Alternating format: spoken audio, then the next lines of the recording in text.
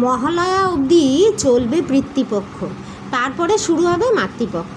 তো এই মহালয়া অবধি আপনার দরজায় যদি কিছু জন্তু জানোয়ার আসে, কোন কোন জন্তু আমি আজকে বলবো, সেই জন্তুগুলোকে কখনোই ফেরাবেন না, কিছু না কিছু খেতে দেবেন।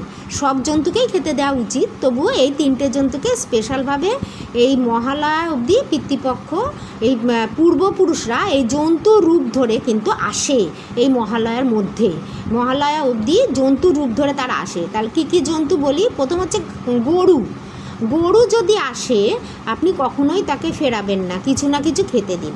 এরপরে হচ্ছে কুকুর। কুকুর যদি আপনার দুয়ারে আসে বা যেখানেও, কুকুরকে খেতে দিন। আর একটা হচ্ছে গিয়ে কাক যদি আপনার দুয়ারে আসে তাহলে অবশ্যই তাকে খেতে দিন। এই 3টে জন্তু রূপ ধরে পূর্বপুরুষরা কিন্তু আমাদের কাছে আসেন এবং তাদের খেতে দিলে আপনার